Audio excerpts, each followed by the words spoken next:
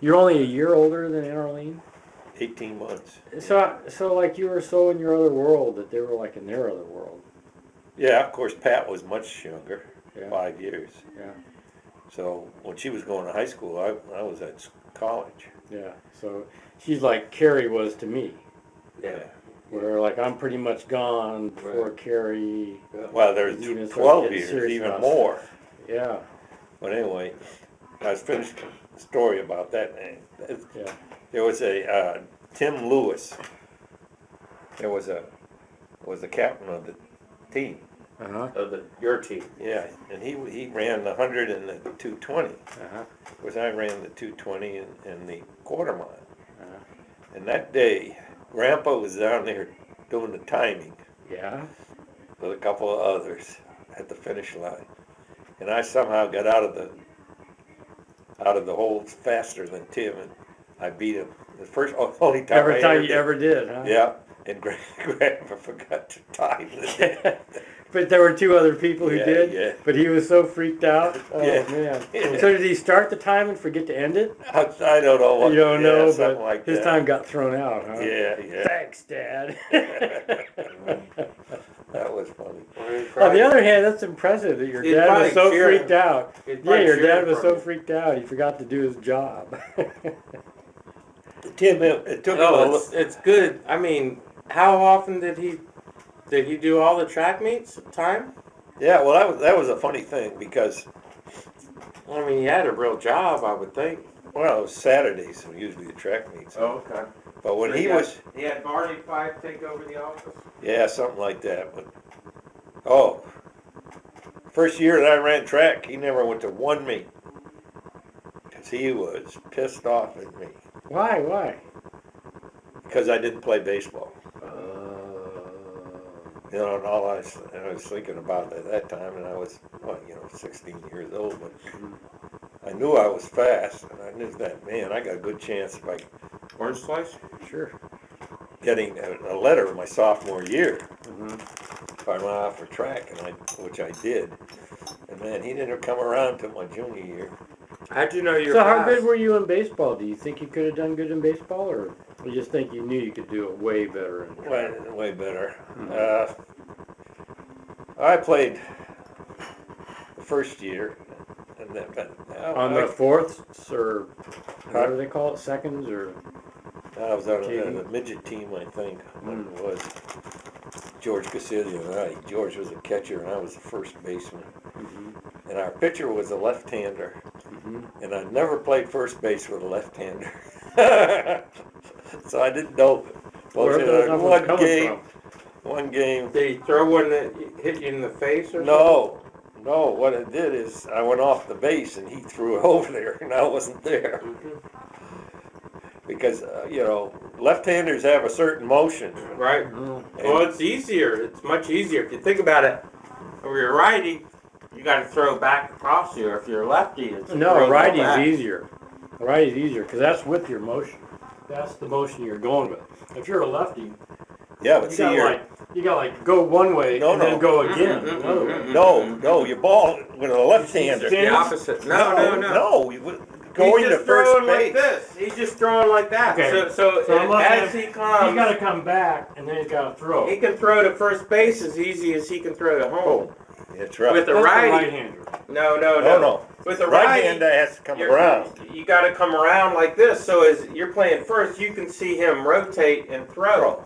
With the Oh, lefty, the lefty's facing the he's base. facing That's you, what you're talking and then all of Yeah. a sudden, you think He's going got a harder home. throw, but he's got a lot better view. It's He doesn't an have to easier like look throw. over his shoulder. No. Yeah. Well, it's an easier throw. It's an As easier instead throw. of going Not to- an easier throw. Yes, it is. You are Yeah. so Oh, wrong. yeah. You are Yeah. so wrong. Oh, no. To have to, okay, imagine if I want to throw You're wrong. over here, or I want to throw over Yeah, there. but you're not. You're Okay, throwing on so I'm this like this. angle. So Straight if I angle. want to throw it to there, I could like If I'm a pretend like lefty, I'm throwing this the is my first to the motion. home plate and just keep going. if I'm a No, righty, that is going no. to second base. No, you can't do that. Yeah, There's if, home if plate, you're a righty, there's first to base. throw, your whole body has to rotate. Rotate. But when you're throwing, your whole And body throw. has to rotate. That's totally with the flow Yeah, of throwing. but think about if you're a righty and you're throwing Hey. to third base. Watch this. You I'm got a righty and I do my little wind up, No. and I start to throw, Patrick, and I just go like that, look it's at me. gone. Yes. Okay. I'm a left-hander. Yeah. Okay, here's my motion. Yeah. My foot's on the rubber, Mhm. and I'm, first Facing of all, first base. Here's and I'm Facing first, first. yeah. Okay. So when I come down here and I'm like that, Yeah. all I do is, Right. It can come quick. but a right-hander is this way. Mm-hmm. So he's facing his first base like this. Yeah, Right. you can't see. Right. So he has to come, he has All to, the way like you around. said, Rotate. rotate. Yeah. So, So he has to go do a 180. yeah, Right. Where the other guy, It's just throwing. it's just not like, a smooth motion, but he doesn't it's have just, a long way to it's- throw. It's just like you're throwing It's like not- this. It's more like a little putts, It's just like, just yep, a you're going putz. straight. yeah, but you that's don't because have to spin to do it. left-handers in the Okay. major leagues I understand. catch more guys off first base than right-handers. Okay, I get it. Now it's with a right-hander. So, but At third you're base. supposed to have signals. You're supposed to have signals between your catcher and your pitcher and the first base, whatever. Well, not exactly with that because Was it, how did you know if he was supposed That's to be only with the coming? catcher. I didn't. That's the whole thing because I was always used to right-handers.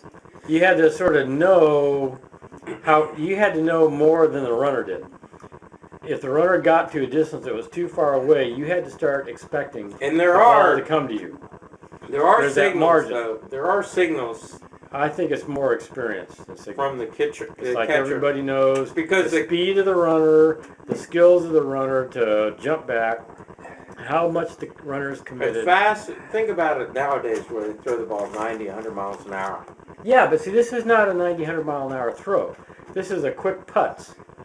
Because he doesn't have a full wind. When you have a runner He's got to who's come one of back these to run. guys who can run, in 4 seconds or less, these guys are fast that are trying to steal off you. Yeah. I mean, they're not just putzing the ball in. When they throw to first, It's a.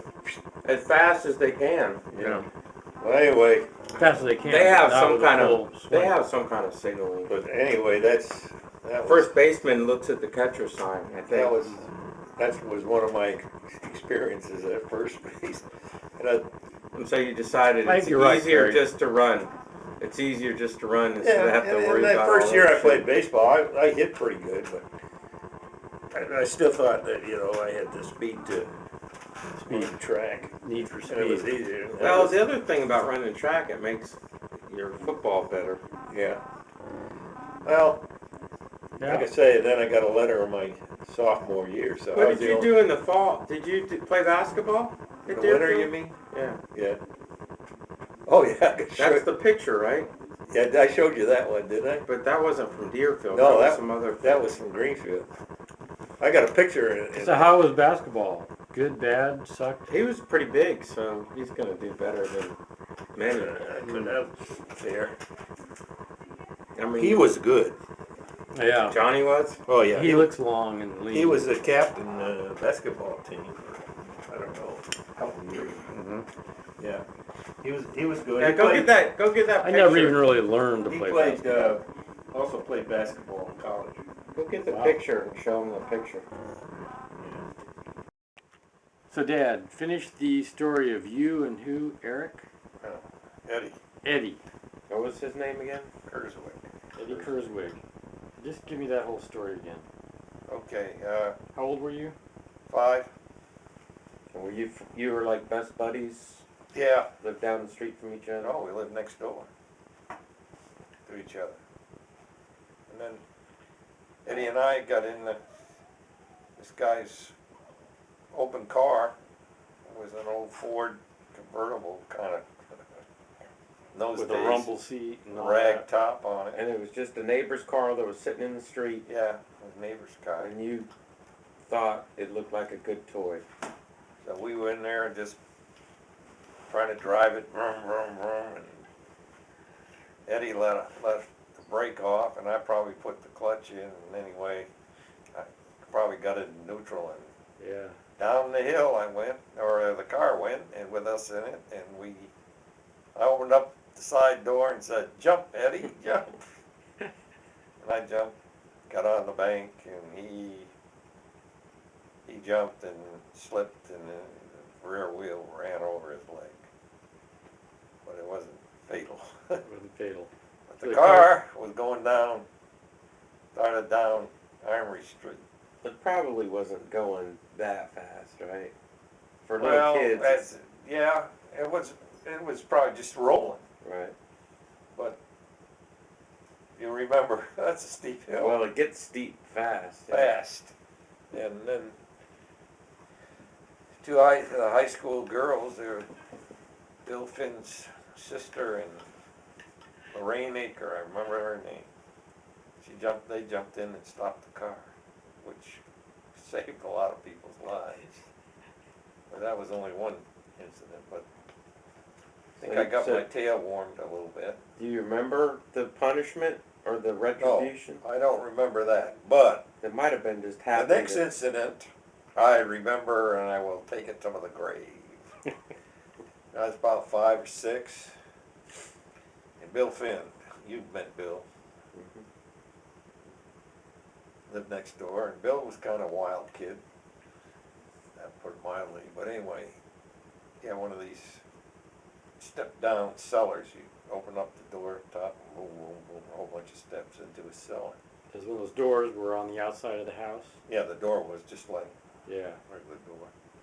And Grandpa told me never, ever go down there into his cellar. Always go down there and make things and swords and this kind of stuff. And Secret meeting. secret meetings and all that kind of stuff. Because he made an electric chair one time with a toaster. He got, With a toaster. yeah, it was really kind of.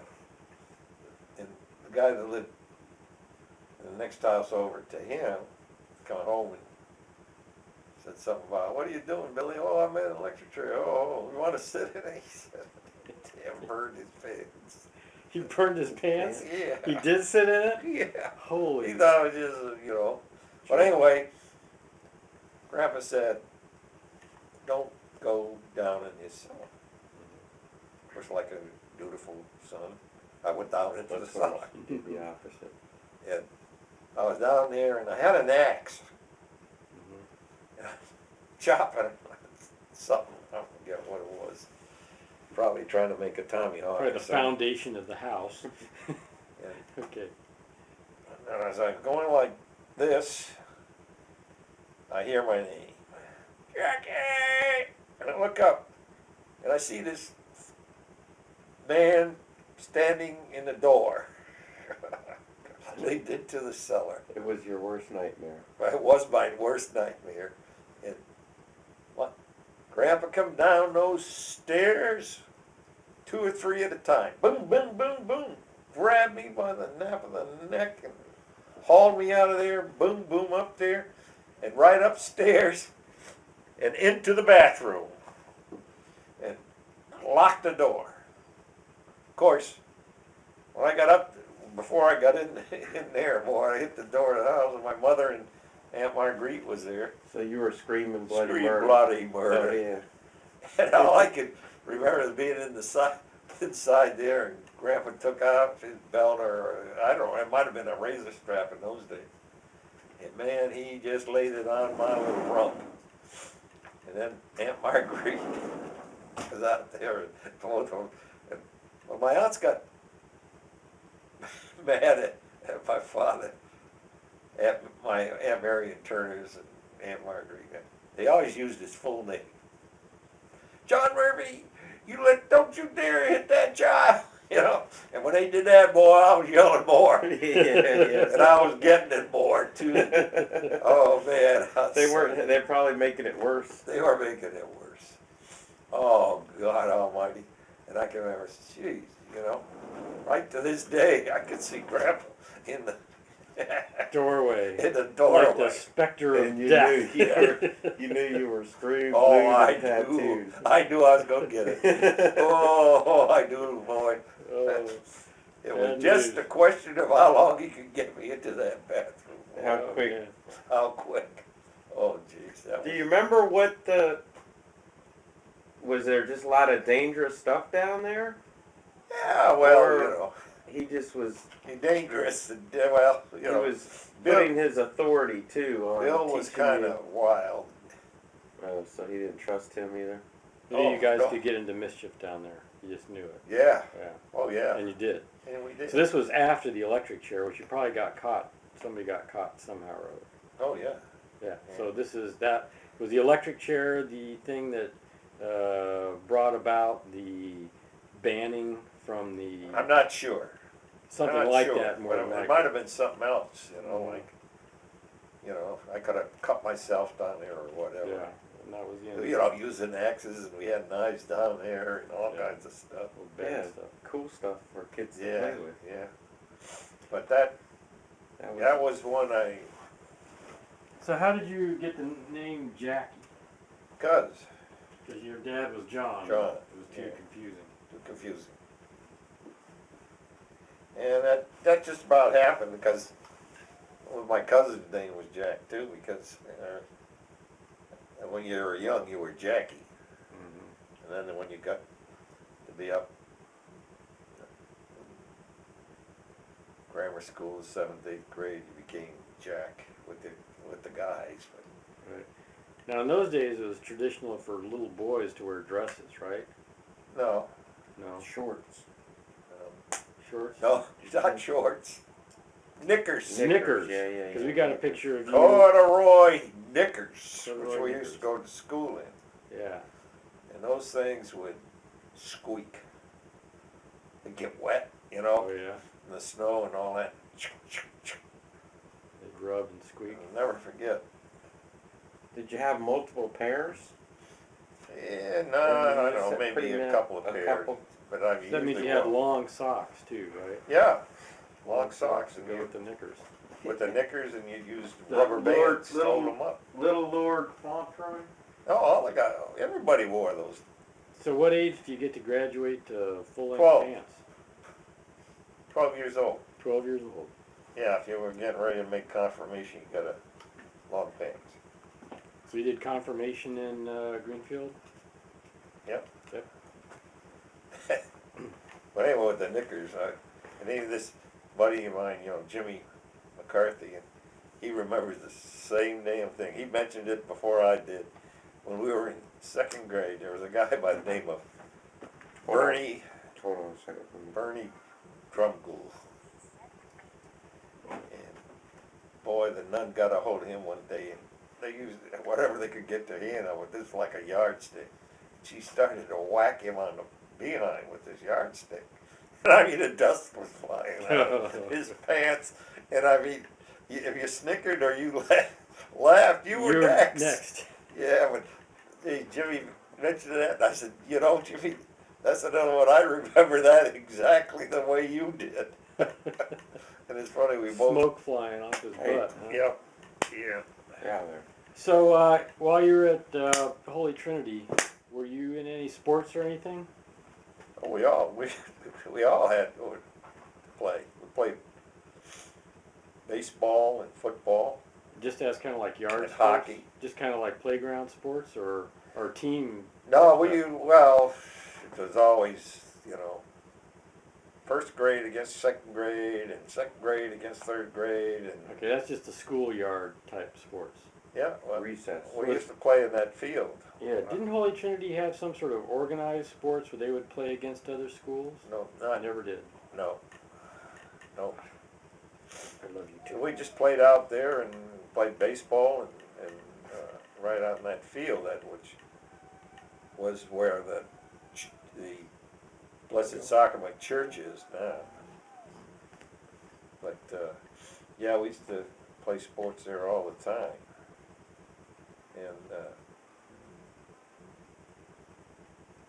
have all these games against everybody. And after we play it, it'll be dark, and then we go up and knock on the door of the convent, tell the nuns we won or we lost. So did you ever have a favorite nun at Holy Trinity? Remember what grade or None anything? fake. Was it always a battle? Us versus them? Always a battle. That was another thing, because you were there for what grade? 4th? 4th and half a 5th. Well, in the 6th grade was on the other side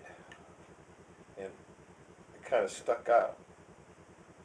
So the heroes, the trick was to sit right in front of the nun and get past her. Go out into the cloakroom, open up the window, jump out the window, come around, go back in the cloakroom, and get back in your seat without her seeing. Awesome. Well, my seat was right in front of her. In Is this during, like, in the middle of a class? the middle of a class. Yeah. And the other kids nobody would narc you out? Could she like be writing something on the board for a Either long that period or of she'd time? be there reading, Yeah. you know, from Everybody a book. was supposed to be reading And or doing this stuff. I went right on past her, you know, like crawling. Got Like in. army guy. I got up. I got into the cloakroom, opened up the window, jumped out, coming back, opened up the cloakroom. Guess who's standing there? The priest. The nun. No. The nun. Totally. Bam! You got hit in so many different Well, places. What happened is the other Did guy you in the get the classroom, yardstick? Bob Pluff, lived in the same neighborhood that I did. He was going to come out after me, and he got caught. Then she looked. Oh, and she there's- caught him following you Yeah, because he was gonna like.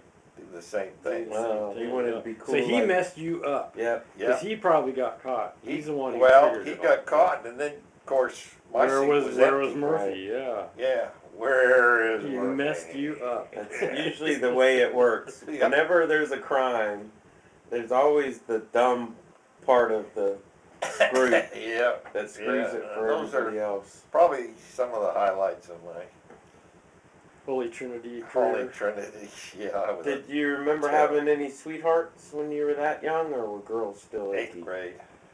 Yeah, so I had a girlfriend in 8th grade, What was her name? Jean Capeluso. Jean Capeluso. Yeah,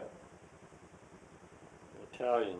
yeah, she was Italian. Her father, I think, worked on a railroad. She had a brother and a sister. what did your parents think about that? Didn't know. They didn't even care. I mean, boy, those were the days. I mean, you could Run wild, huh? sort of.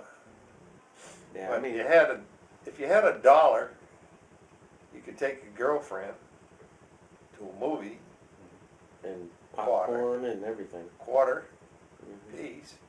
And then you could take her out down to the. We used Malt. to go down to a place called Carl's, which is right next to the police station. Like a malt shop or something. Walk shop. And well, no, you know, hamburgers and that kind of stuff. It's like a little restaurant. So you go down there and you'd have a soda or ice cream for Sunday, you know, where they're 10 or 15 cents. So I mean, for $1, you could, you know, go out in the day. Did you ever try to impress a girl by bringing her back into the police station? No, no, but my cousin Mary, she worked in that Carl. And she told me this story about my father, Grandpa. She said, when he was a captain then, and he worked from, I think it was 6 at night till 2 o'clock in the morning. And he'd come in there for coffee. She said, when they get ready to close up. And that time, coffee was a nickel. A cup of coffee. She said he'd come in and sit down at the counter, and she'd pour him a cup of coffee, and he'd put it in his nickel. She said, I'm going to throw this stuff out, you know. With Grandpa. Doesn't want to be accused of graft After, or anything like yeah, that. Take a bribe. She said, oh, Carl, I get a ticket someday. So, Yeah. I'm like, He doesn't want to have to take any pressure. He's a smart man. Yeah, Really he smart was, man. he was. Well, I He made it remember very when I clear. started, even in college and stuff like that, and I was starting to drink and all that booze coming into the house at Christmas. It'd all go out, boom, the next day. Right back. He wouldn't take anything from anybody. He was something else. But anyway, So, of course, they probably had no such thing as dances or anything like that at Oh, Holy yeah. Trinity. They did?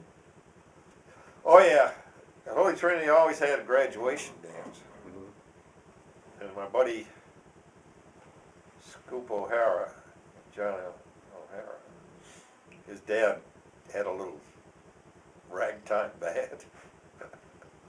His father played piano, and a couple guys with it, one guy on a drum or something. And played for our dance. Oh, nice. And 7th and 8th graders could go to the dance. So you got to go to 2 dances then. Yeah, One does I the 7th remember. and one does the 8th. My cousin Mary Falvey, she taught us how to dance. Jack and myself. We were just Mm-hmm. Wasn't your natural abilities? moves. No, No. no. That must have been funny. So do you remember what was the dance a good experience or a bad experience? Oh, it was fine, Yeah. as I can remember. Mm-hmm. But there was another. When I was telling you that Grandpa came home at 2:00. Mm-hmm. Well, when I was at Deerfield, I was a sophomore then, and my girlfriend at that time lived up Prospect Street, and almost to the top of the hill. And I'd be over there at her house till about 5 minutes to 2. 2. And I set track. Class. I set track records. Like getting home. Running home, and then when I got it right there on Prospect Avenue and Prospect Street, and I'd take a look up at the house. Make sure there weren't any extra lights on If it. there were lights on, I knew I was in trouble. But I always seemed to make it. And I'd run back in that room, jump into bed, clothes and all, put them up around here. And then, man, I'd hear him come in. And the first thing he did was go right to my room, open up the door. Check And I'd be, I got a question. So all the years that he was a cop and then the chief of police, do you ever remember as a kid anything really scary like bank robberies or yeah, shootings or any of that kind of stuff happening? yeah. Did it happen very often, or Or what was it? What do you how remember? dangerous was his When you- job really? Well, somehow Grandpa kind of lucked out a couple of times. One time, actually, my Uncle Francis worked in the gas station where it happened, and I guess it was my Grandpa's beat, but he was probably his day off or somewhere, a vacation or whatever, but he went to, this policeman went down and the guy was robbing a gas station, and this guy shot and killed the policeman. Hmm. And they caught him, and he was electrocuted. Wow. And then, one time we were and down. that was in Greenfield, huh? Yeah. And There then, was a guy who got that'd be a fun one to look up. that was probably, Do you remember about how old you were when that would have happened? I wasn't in school yet, but So I 5, remember. 4, 5, 6, something Yeah, like that. something like that. Huh. And then, I remember we went on vacation down at, Connecticut. Connecticut. And this guy down on Deerfield Street had like a little grocery store. And he heard somebody messing around, he thought. He called the cops. And that time it was Grandpa's partner. But there was another cop was working with him because Grandpa was on vacation, and this guy, the owner, called. Gary was his name. He called the cops, and they answered the call. He says, "I think the guy is sort of." They went to kind of, and in those days the cars all had running boards. He got up on the running board of the police car and said it was down where he thought. And they got this guy. They saw him, and he had him. Well, the guy shot the guy right off the running board. The owner of the grocery store or a cop? No, the owner of the grocery store. Right. And they pulled up, and this guy was Dick Laurie, was Grandpa's partner, I think, at that time. And he got out and shot the guy. A little shootout. Yeah, he shot him in the leg, but he made a mistake. He went up, I guess, to handcuff him or something, and he lowered his gun. The guy shot him. And it went through his mouth, knocked off some of his teeth, came out the other side. And then the guy ran off. Well, they got this other guy, I guess he got called, and they had state cops and Manhunt. yeah, they got the guy down around the railroad track someplace. So I think that guy was electrocuted too. The bloodhound. Okay, let's move on. I've never heard any of those stories. Okay, well, you can get all those stories to your heart's content later. Let's cover a little more territory here. So you started Deerfield at what age? 14, 14. And you started as a freshman or a Yeah. sophomore? freshman. Freshman. And so at Deerfield you had to go 5 years Yeah, as a day student? yeah.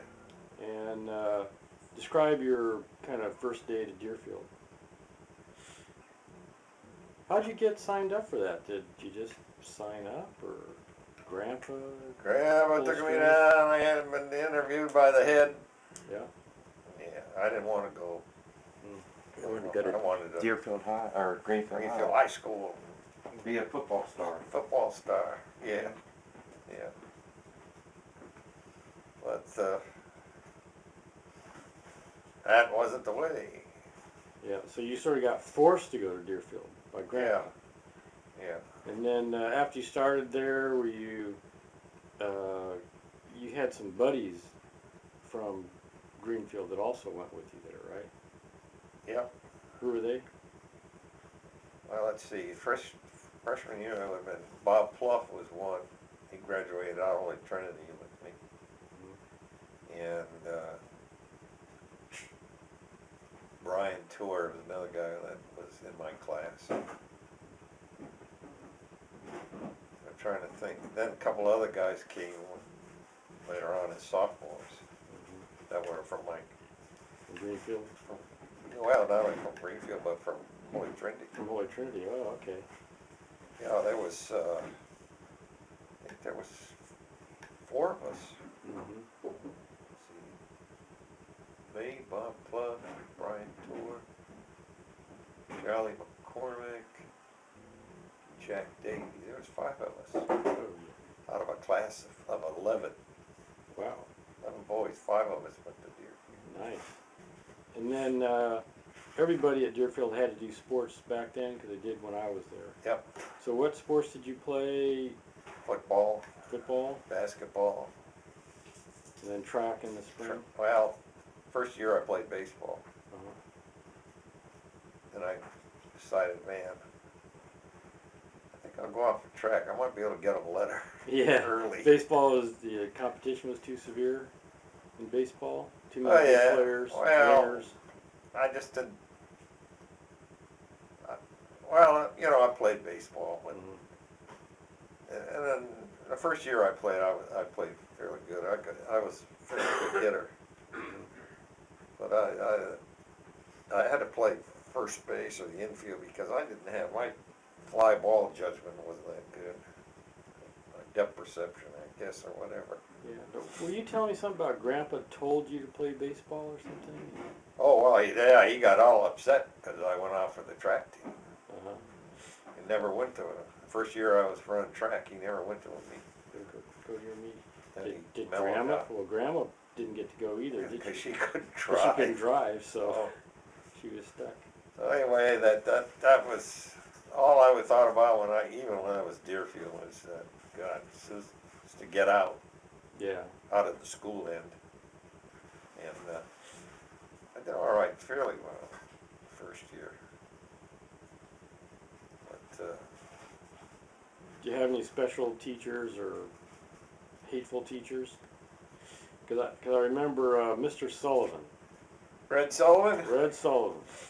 You know, he always like kept an eye on me and always reminded me about my dad, you know, and like that. yeah, jeez, and my uncle, he was there when Connie went through Deerfield.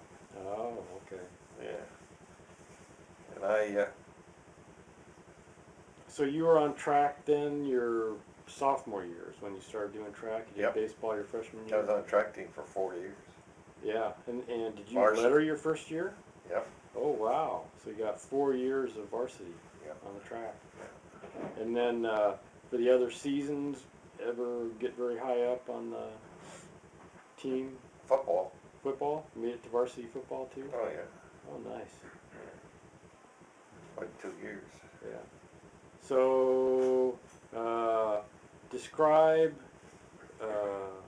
the award you received. Didn't you get something like a I got the trophy for being the outstanding track guy. track guy? What's the name of that? I forget. It's still Still up there? in the trophy The glass case. case? Nice. Yeah. When you went there, It's not that what's called the Deerfield Cup or anything, is it?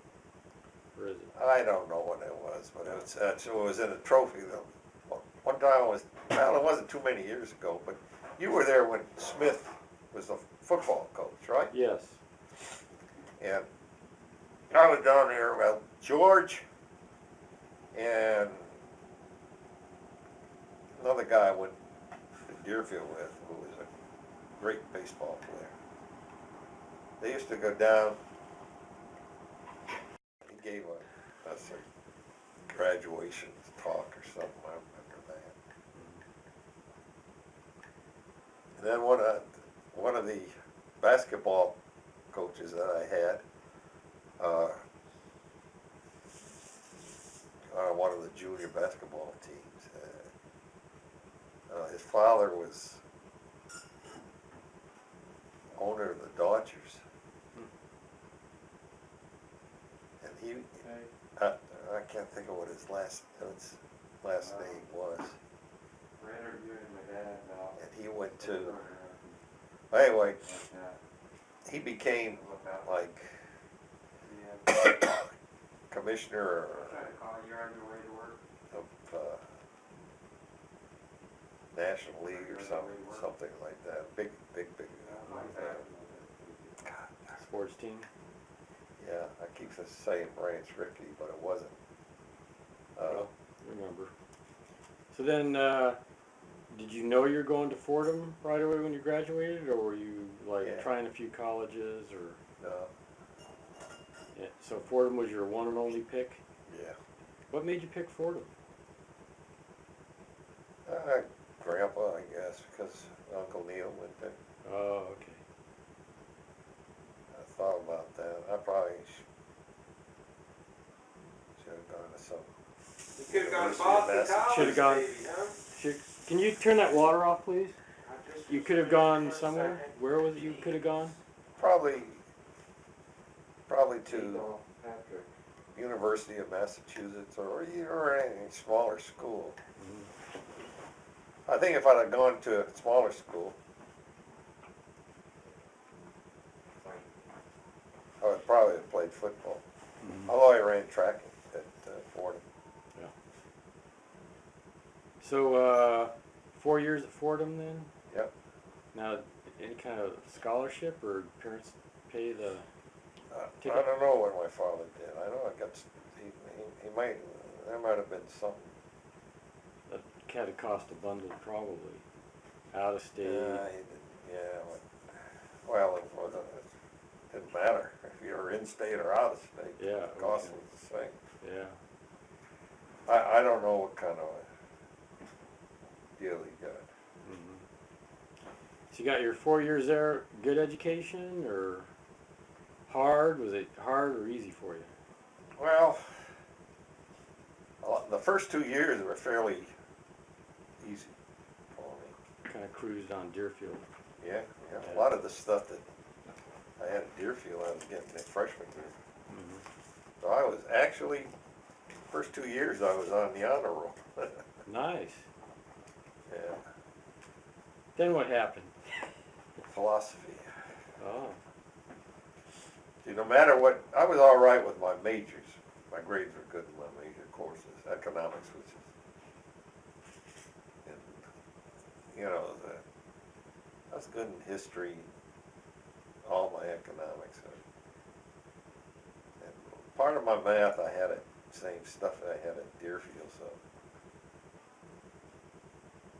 I did okay. But Yeah. So what was your major and all that going through? economics. Economics. Yeah. So we're continuing the interview on the following day, and we got as far as Fordham. So, were there any other highly memorable events at Fordham, or even just your New York City experience that you're willing to Oh, yeah. relate to future? Quite. There was a lot of them. Well, give me two. Two good New York City or Fordham events. Well, I'm trying to. Oh. Well, I'd have to tell you about my friend Jeannie Fitzsimmons. Okay. Jeannie's dad was the trainer for Yale. And Jeannie, well, he couldn't drink too much.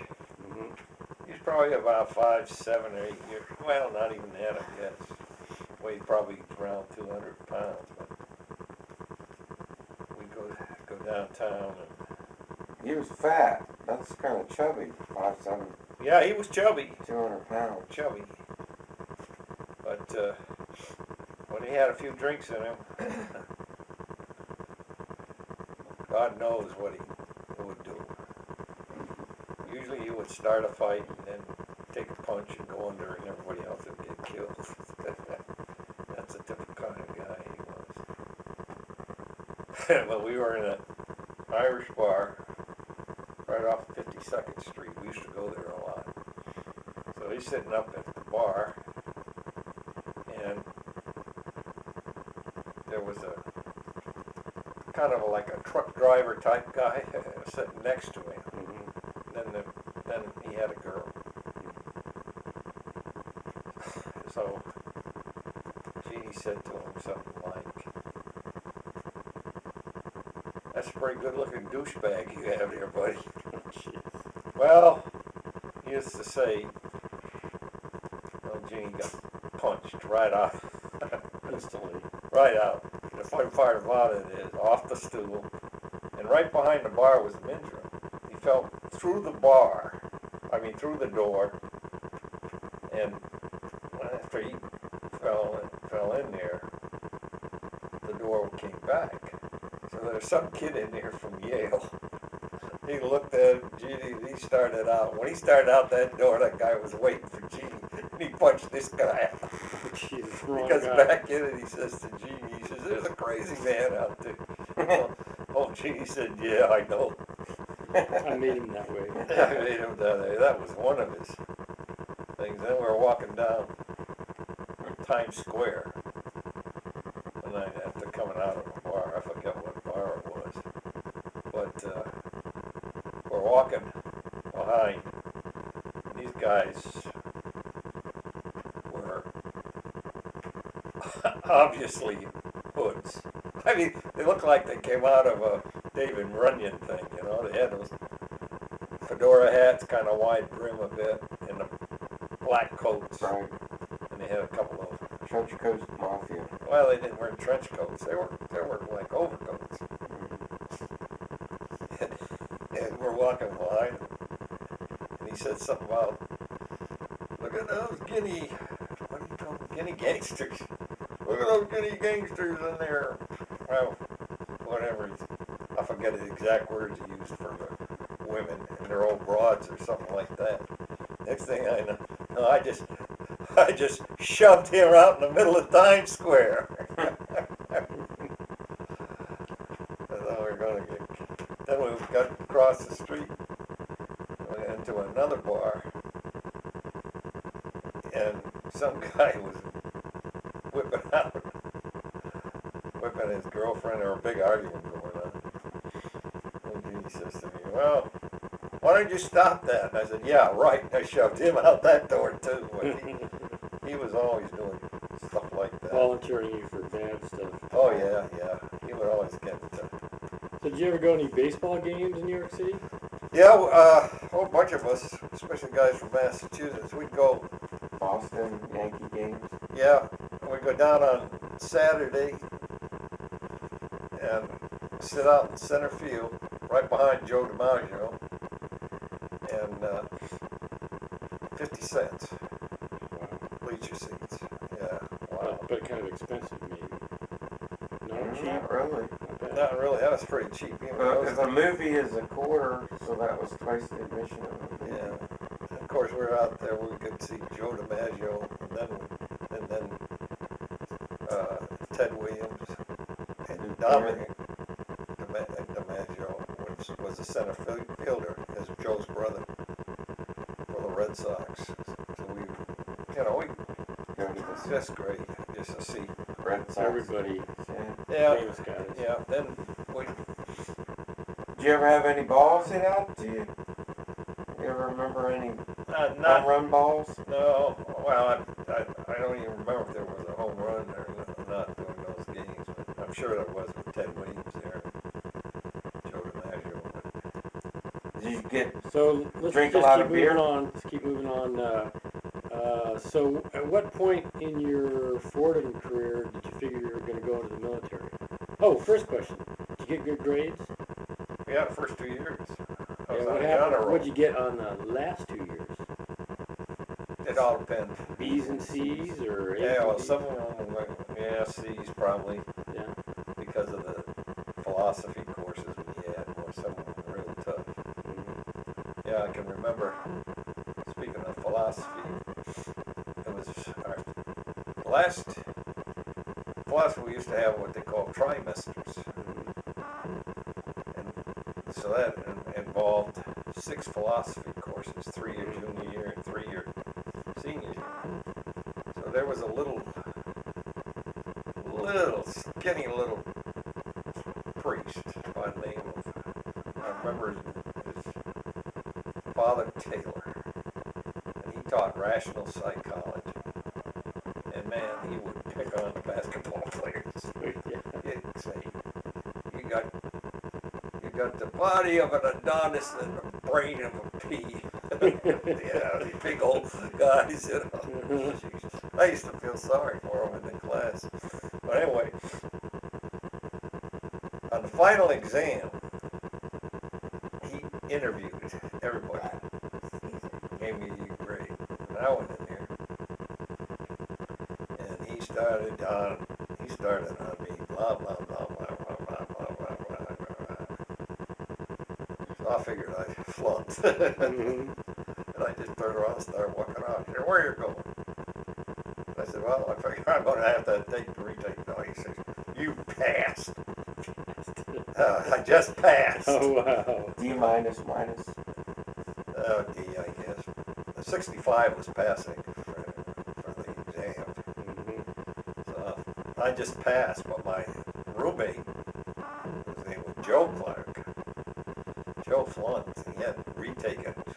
This is like, we had a month to go to graduation.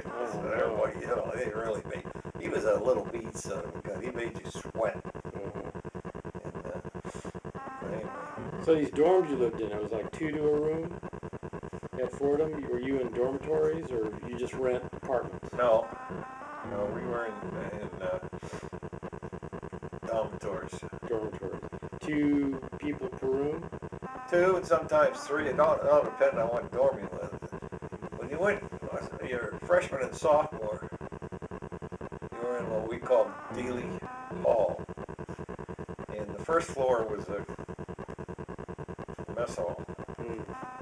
And then above, second, third, I think, it was on the 4th floor. Yeah, were rooms, and mostly the freshmen and the sophomores. Then they had some kind of like temporary barracks mostly for guys that were veterans. But we had to go to mass 4 times a week. If you didn't go to mass, if you missed even once, then on Friday and I think it was Friday and Saturday night, you had to go in and sign in every hour on the hour till about 10 or 11 o'clock. You were campused. You were grounded, yeah. Campused. Well, How did they take your name as you went into the? Did you sign in as you went to sign church? in every, or like I forget what we signed Punch. in. You We take had your like a punch card or punch something. card or something like that. But anyway, This is funny.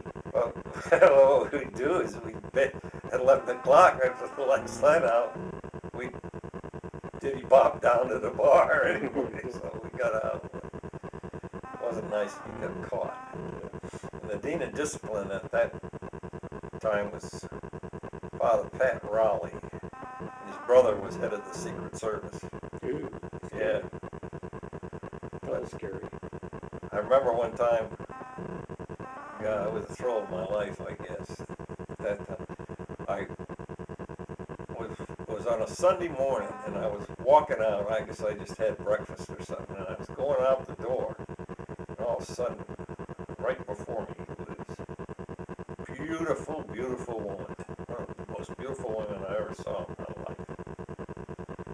And I thought, oh, of course, I recognized her right away. She was Jean Crane, who was quite a popular star in the late 40s and through the 50s. But she was absolutely, you look at her and it was like a shock. But she and her husband going in there because I think they were friendly with the dean, Pat Raleigh. But I'm trying to think of any other excitement. That's okay. So, Things. so at what point did you figure you were going to go into the military? Was it somewhere during your Fordham years? Were you Yeah, in, like, well, ROTC? see, the reason, this is, you went to the first 2 years, and then you were selected to go on. Oh, Jesus Christ. What did he do now? He hurt himself? No. No. No, here he is. Yeah. He's okay. He's right behind you. Yeah. He just destroyed something. Let's keep on with the interview. So, He knocked over all that potpourri. yeah, good. Anyway, Ball rolling. 2 years, the first 2 years you were like, you just went to classes and I didn't think too much about it one way or the other. And then you were selected to go on. Well, I was not selected. When I came back to school, my first, in my junior year, it was 1950. War was on! Korean War. Yeah. Yeah. So selected to go on, does that mean like you could have been kicked out of school? No. To go on to the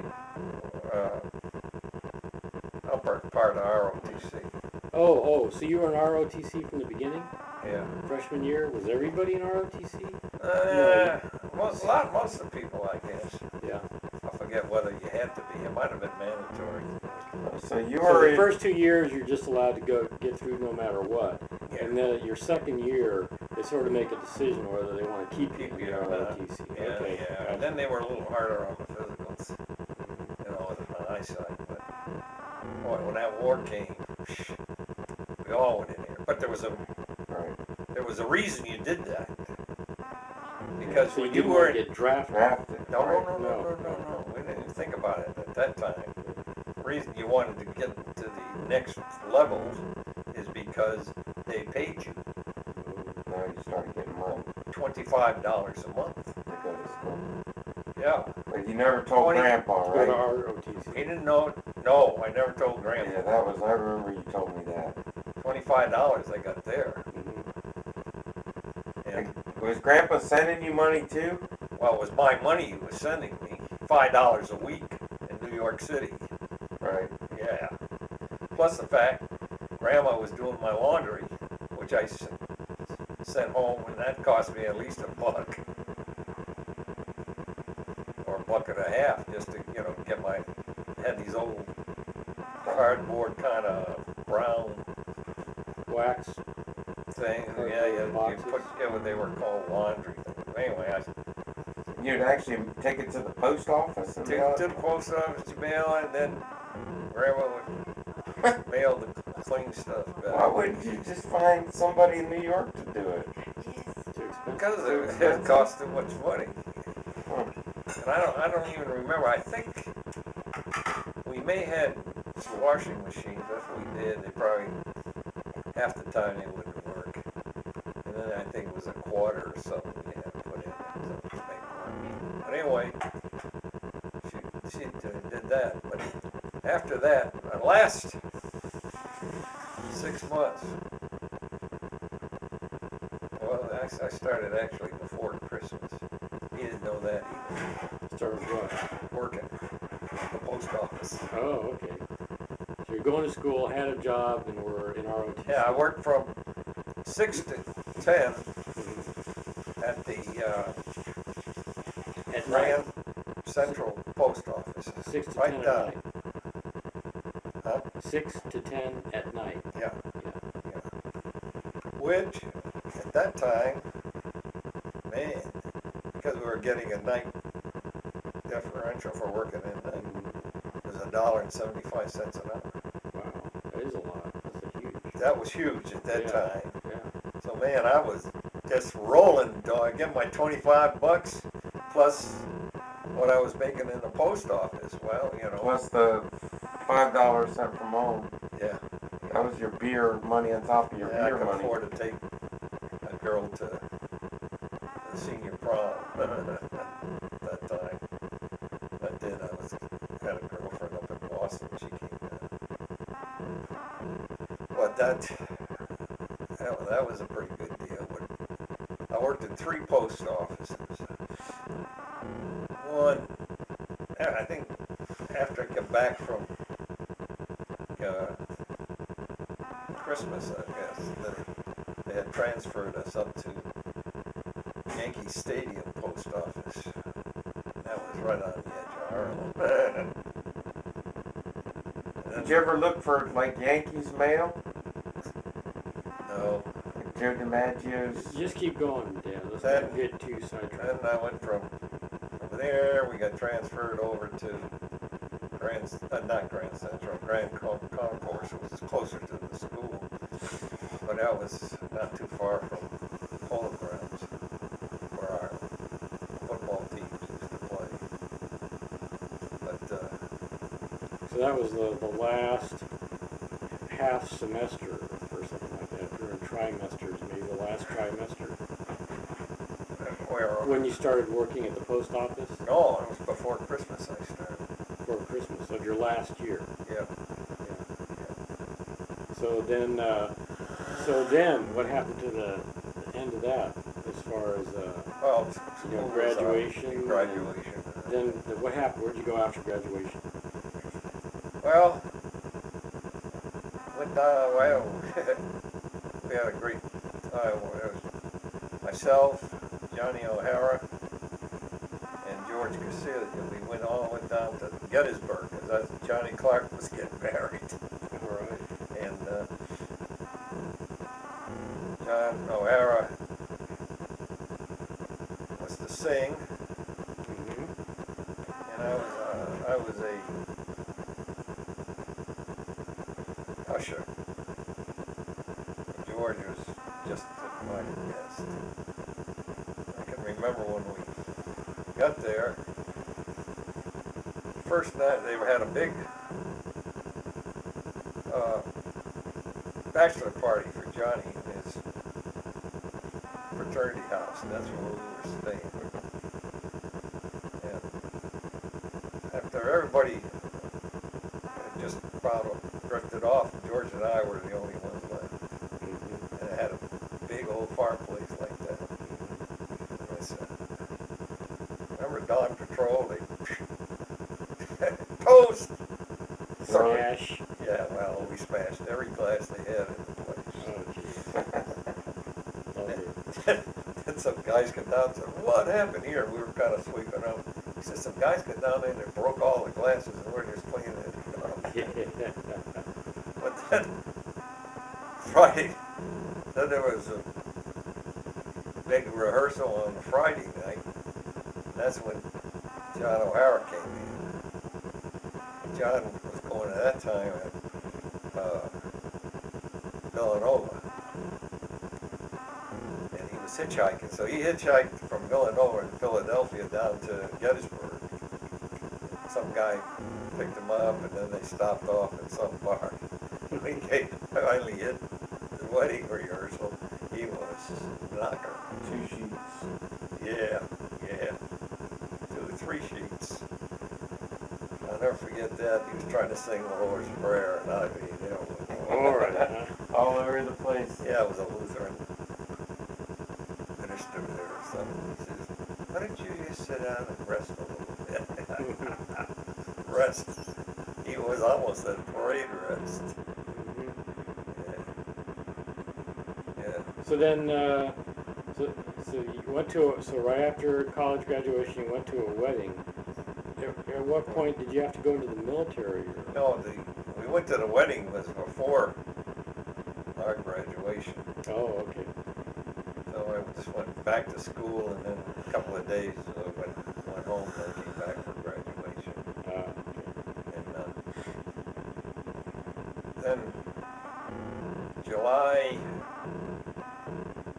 26th, 1952, I drove down, I flew down. First time I ever went out of an airplane.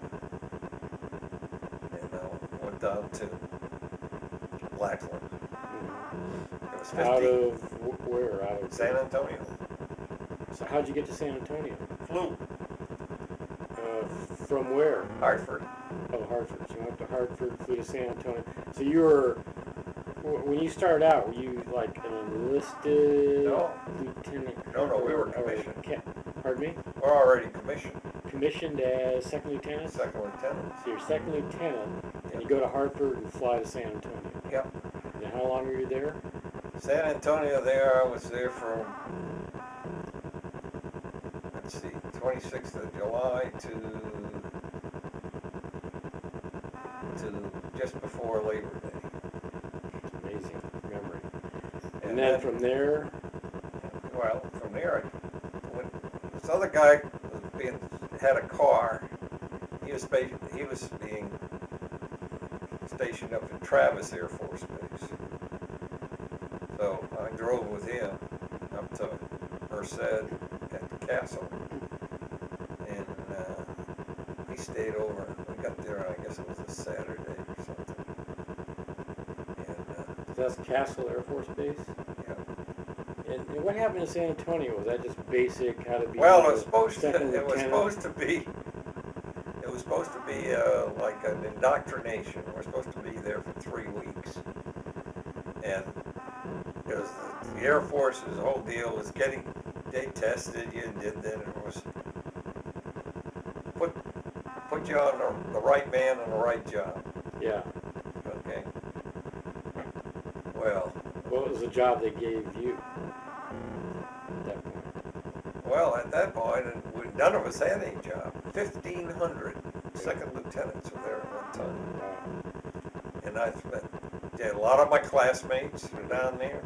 Then I met guys I'd gone to Deerfield with, and Mm-hmm. I bumped into down there. They were but all this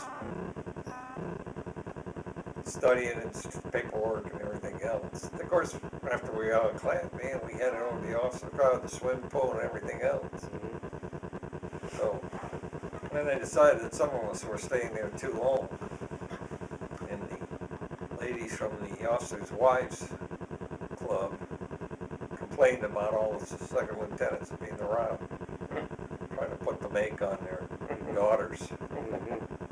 So they tried to give us jobs. Uh-huh. That, you know, some guys were sent over to the listed training, training squadrons there to, I don't know, help train. So they tried to make sure all your time was filled in and you didn't have Yeah, I had some stupid job. They were having some kind of a deal about saving money. So I had to go around different squadrons around here try to make things more and try to efficient. make it get the program going and all that. It was a bunch of crap. But I was one of the last guys to leave. Mm-hmm. And I remember, this is really funny because the guys, all of a sudden, they come on and they have like 200 or 300 guys, your name on a list, going to Cheyenne, Wyoming to supply school. Well, I mean, they were sending engineers to supply school and history majors. They were sending them over to Biloxi going through electronics school. That was just Total mix, huh? total mixed, yeah. So at that point you were not targeted as a security police or anything. No, actually, what I had put in, I wanted to be in special services, Mm-hmm. which is all the athletic stuff. Uh-huh. And I think the second choice was air police. Well, I got my second choice. So I went to Castle as air police.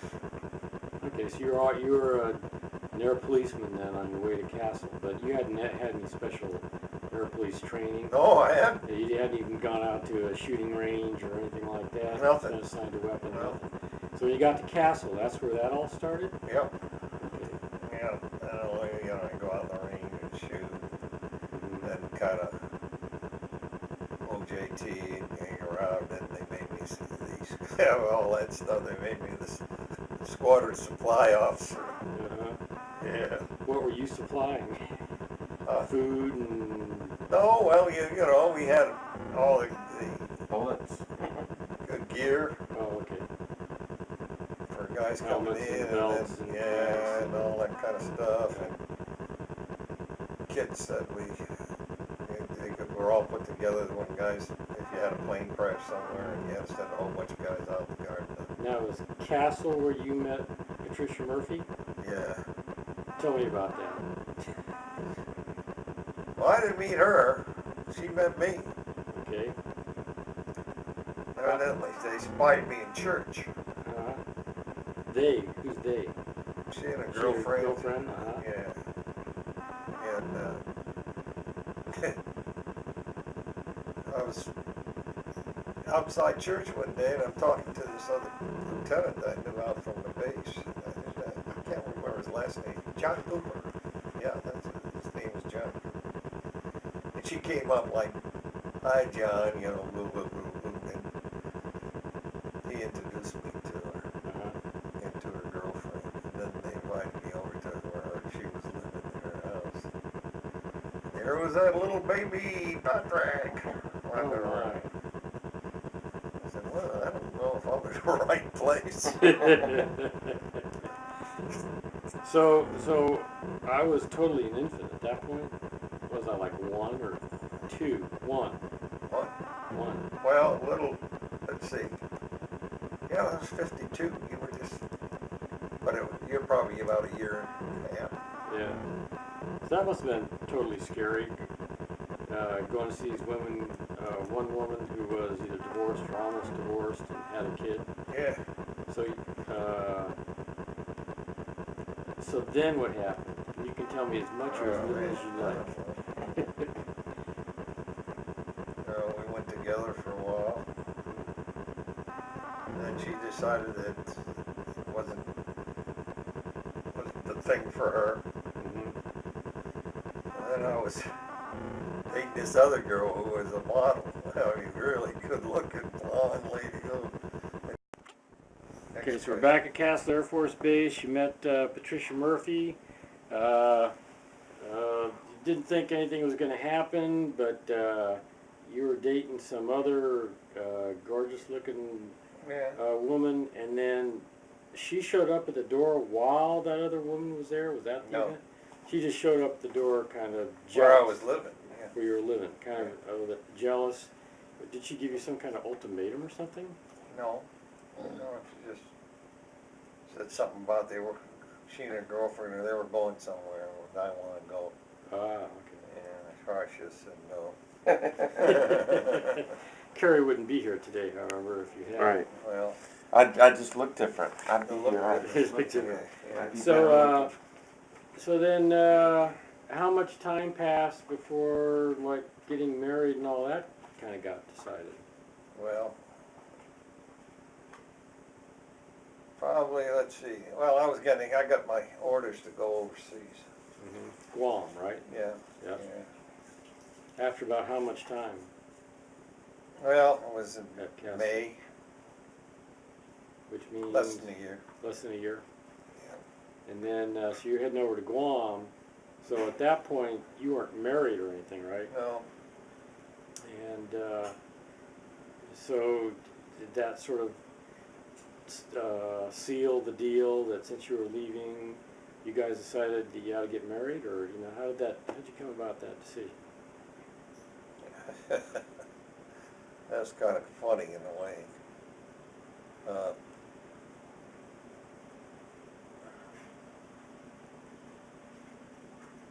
If it's too personal, you can skip it, but She was. I'm curious. Well, she took me out. I was shipping out of Pittsburgh, California. That's where I was at, like an army place, and we were in the barracks and everything, and I went up, and I had my car with me, I think it was. Anyway, for some reason, you didn't have anything to do up there, and I was going to be almost 4 or 5 days, and I went back down. And all of a sudden she just said, "Oh, we're getting married." Oh? I didn't ask her. You never asked her? No. She just kind of announced it, huh? Yep. And I was dumb. and you just went along with it. Yeah. So was it because of the incredibly cute kid she had, or? I don't know what it was. To tell you the truth. All I know is Grandpa was pissed. Oh yeah. Because you were marrying a divorced woman, you were a Catholic, and that was like against the rules. Is that the main reason, or just because it was so quick? Grandpa was funny. 100 different reasons. Oh, do you know what you're doing to your mother? No. Grandma was grandma, Right. Didn't bother her one way or the other. Right. But I was bothering Grandpa. Yeah. That's one thing. In all those years of marriage, she and he didn't get along too well. Was there something that happened? She had an MG, right? Did she have an MG going to Guam? No. Okay, never mind.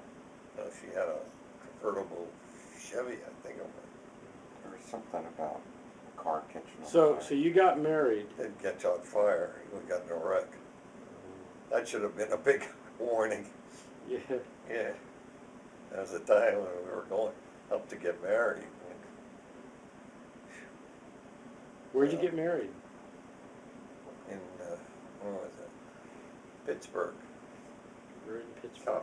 California. Yeah. I think I have some photos of that. I don't know. So then okay. I shipped off and went to Guam, and three months later, you came over there. Yeah. Yeah. Was that the standard procedure? 3 to 4 months. Was that just like a paperwork thing, or? Well, yeah, The wives well, coming it's over like, you know, you got room on the boat, or however you went over, Yeah. stuff like that. Oh, you always had, before they could come, you had to have a house. Yeah.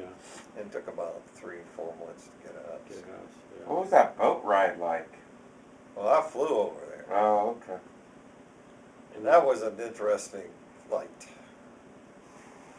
So we flew from Travis Air Force Base to Honolulu, and on Matt's plane. And then in Honolulu, we got on a Navy plane. And we flew from there to Johnson Island, which you flew over the water and you hit ground, and then you ended up just almost in the water. Really a small plane. Wasn't a refueling stop. Mhm. Then we flew from there to Kwajalein, and Navy took care of us there. And then we took off from Kwajalein to go to Guam. And I'm sitting in my seat like this, and I look up, and I saw this black stuff coming over the engine. Mhm. I mean, coming out of the engine and over the wing. So I Like called. oily or smoke? No, Easily. I called the engineer or something, the flight engineer or something. I said, you know, things don't look good out there. I said, is that supposed to be after you look? He goes, whoops. And he goes over the other side, and he goes, oops. We turned around and went back. And dumb sailors had left the oil caps Oh, off. so you're blowing oil out of the engine. We were blowing oil, yeah. Uh-huh. Another 15 minutes and we would have been in the Pacific Ocean. Mhm. Oh boy. So I said, oops. Brush with death. Yeah. And it was, you know, loaded with the kids and the women. Well, that was like a civilian Like flight? a DC-8 or No, it was a Navy flight, but these were dependents that were being. everywhere. Okay. Oh yeah. So, let's see, just to make sure we got it, what was your job at Guam? To be security for, basically, what was it called again? 3rd Aviation Depot Squadron. Depot Squadron. And you were actually guarding bombs. Yes. What kind of bombs? Atomic bombs. Atomic bombs. I guess. Hydrogen bombs. I don't know. And you got to fly around with them, you said? That was not until I got the bigs. Not till you got to Biggs. Oh, okay. Yeah. So, we were on Guam 2 years? How long? A little less, about 20 months. 20 months. Yeah. And then, did you took some trips from there, didn't you? Because we've got some videos of, I don't know if it was Japan. Japan, yeah. Or, yeah, so you got to take some trips Yeah, from there? yeah. I went up to Japan. My cousin, Jack Falvey, was stationed at the Tokyo Army General Hospital, where he was a pharmacist. Oh, nice. Yeah, I think I told you that when we were up there. When I was up visiting him, then we met 2 other guys from Greenfield. Wow. And that was Mom was with you, or no? No, she wasn't that time. Yeah, Did that's she what. make another trip up there with you? She went on She a, was probably the one taking all the movies or had the movie camera. well, yeah, part of it. She went, there was, she and about 3 or 4 of her girlfriends, and they did a show on Guam, like a variety show. Yeah, like a USO. Then USO wanted to put it on, Korea. Sent him to Korea. send it to Korea, Yeah, yeah. okay. And they put on the show. They had a couple of real good singers. Mm-hmm. They had one guy that was a Marine, I got a lot of pictures from that. and he was a Trip. really good country western. I don't know if he went on to be, you know, Famous. famous or something. I can't remember what his name. And then there was another guy who was a lieutenant, and he had one of those crooner voices. And he used to sing that song, Ebb Time. Yeah. Well, I got it on there. It has a nice, you know, it's a good song for a crooner. But anyway, he was very good. So did you travel with them No, on no. that thing, or No. you were busy? No. You had to work, and They they just went did on it. their own, huh? Yeah. Variety show for. Yeah. Then I met her when he came back to.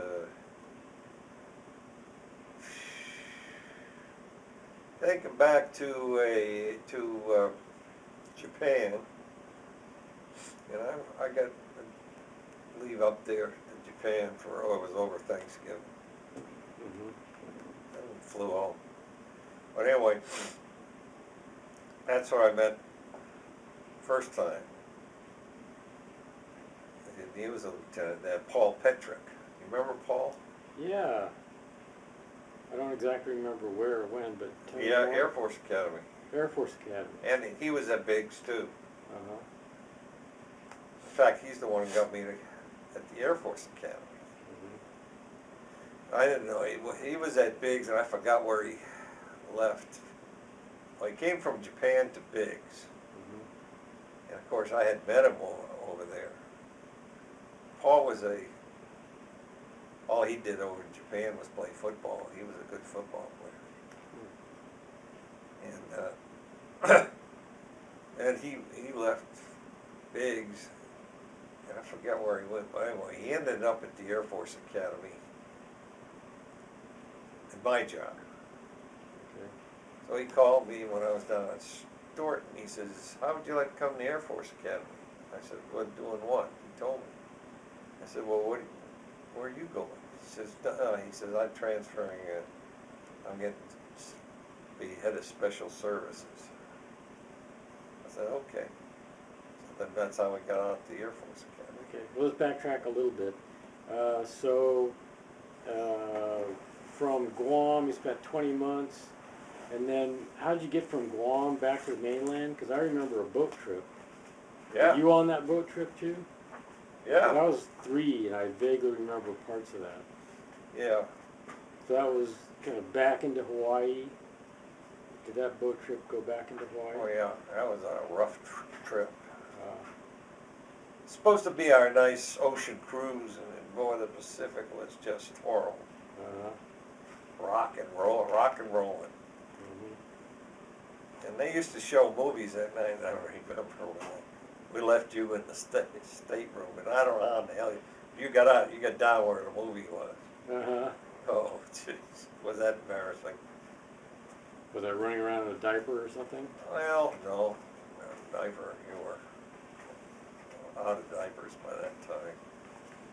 So what was embarrassing? I was just like causing a ruckus? Well, you were supposed to be not there. Not there at all, huh? No, no. So anyway, we got back and picked up a car in San Francisco. And when we got to San Francisco, I don't know, we were staying in a